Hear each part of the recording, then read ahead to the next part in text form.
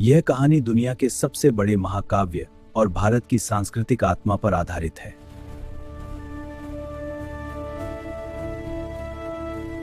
रामायण मिथक या वास्तविक इतिहास।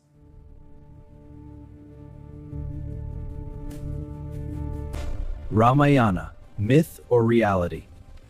This epic tale has inspired generations, but is there proof it was real? Archaeologists search ancient sites for clues. Ramayan इतिहास की खोज।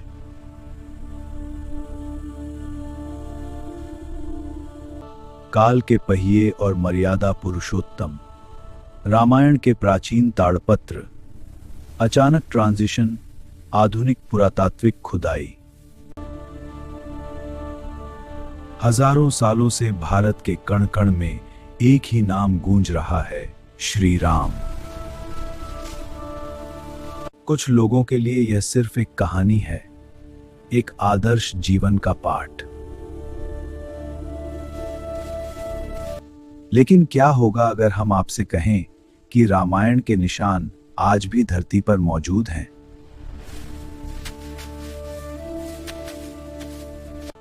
वाल्मीकि रामायण में वर्णित खगोलीय गणनाएं, वे 500 से calculations, over 500 sites where Rama's footsteps fell। और समुद्र के नीचे छिपा वो रहस्यमयी ढांचा।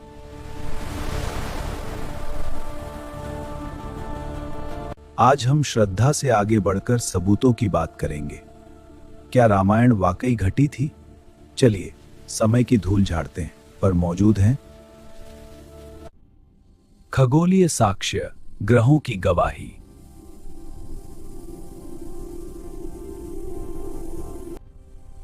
वाल्मीकि रामायण में श्री राम के जन्म के समय ग्रहों की स्थिति का सटीक वर्णन है। पुनर्वसु नक्षत्र, 5 ग्रह उच्च के। जब आधुनिक प्लैनेटेरियम सॉफ्टवेयर में ये इनपुट डाले गए तो एक सटीक तारीख निकल कर आई, 10 जनवरी 5114 ईसा पूर्व। क्या कोई कवि हजारों साल पहले बिना टेलीस्कोप के ग्रहों की इतनी सटीक स्थिति की कल्पना कर सकता था? या फिर ये उस समय के वास्तविक आकाश का आंखों देखा हाल था?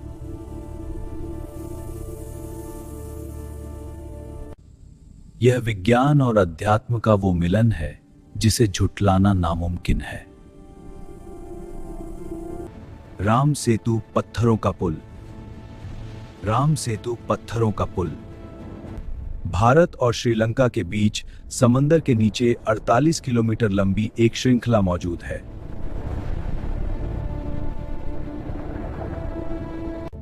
इसे एडम्स ब्रिज कहें या राम सेतु, भूवैज्ञानिक जियोलॉजिस्ट्स मानते हैं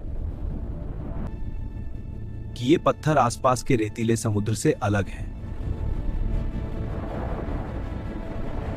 कार्बन डेटिंग के अनुसार ये चट्टानें लगभग 7000 साल पुरानी हैं। रामायण में वर्णन है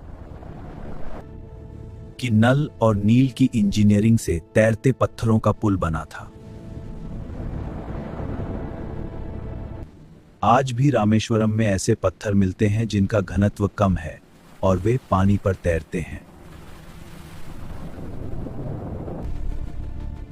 क्या यह महज एक भौगोलिक संयोग है या प्राचीन इंजीनियरिंग का चमत्कार? 500 स्थान, एक भौगोलिक यात्रा। अयोध्या, चित्रकूट, दंडकारण्य, गुफाएं और जलप्रपात, प्रकृति और इतिहास का अनोखा संगम।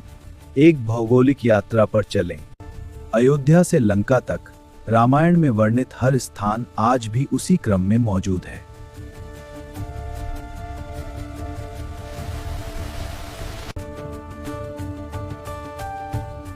हम्पी किष्किंधा में आज भी वो गुफाएं हैं जहां सुग्रीव और हनुमान के रहने का वर्णन है।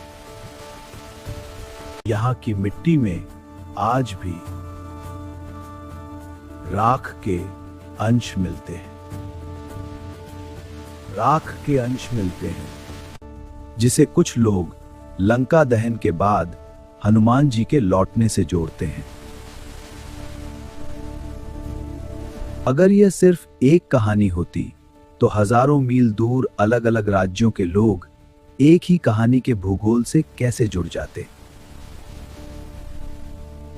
इन जगहों पर मिलने वाले काले पालिशदार मृदभांड पॉटरी उस कालखंड की गवाही देते हैं। श्रीलंका के रहस्य, अशोक वाटिका और रावणेला।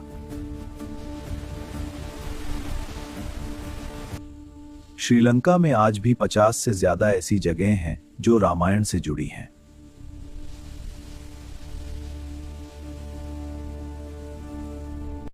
सीता एलिया की मिट्टी आसपास की मिट्टी से अलग काली है। रावण एला की गुफाओं में बने गुप्त रास्ते आज भी शोध का विषय हैं।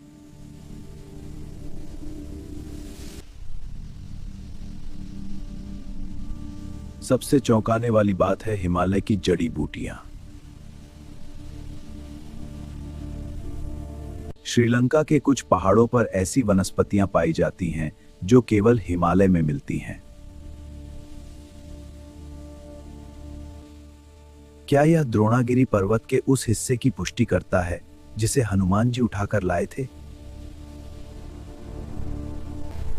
आनुवंशिकी, जेनेटिक्स और वंशावली।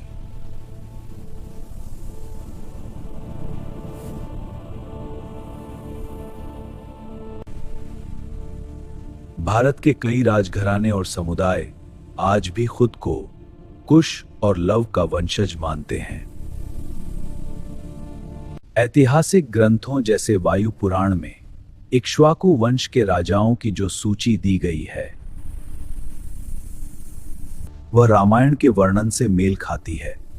जेनेटिक रिसर्च, डीएनए भी यह संकेत देती है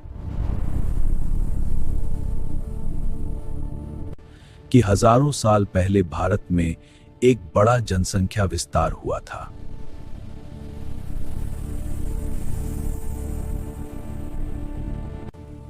हजारों साल पहले भारत में एक बड़ा जनसंख्या विस्तार हुआ था।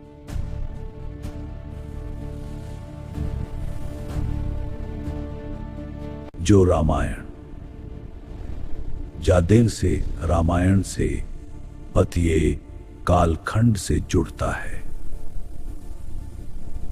जो रामायण के कालखंड से जुड़ता है। सत्यमेव जयते।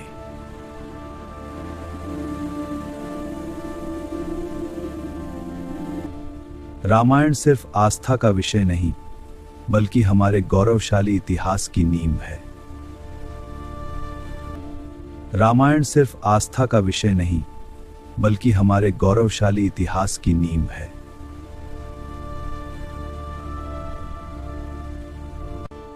विज्ञान शायद आज हर सवाल का जवाब न दे पाए, लेकिन जो सबूत हमारे सामने हैं वे इस बात की पुष्टि करते हैं कि राम इस धरती पर चले थे। उन्होंने न्याय के लिए युद्ध लड़ा था और वे आज भी हमारे आचरण में जीवित हैं।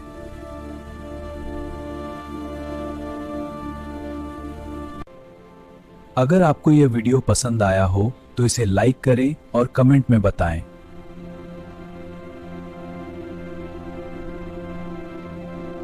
कि आपका पसंदीदा रामायण का कौन सा फेवरेट कैरेक्टर है। और हां, ऐसी ही ऐतिहासिक कहानियों के लिए सब्सक्राइब करना न भूलें।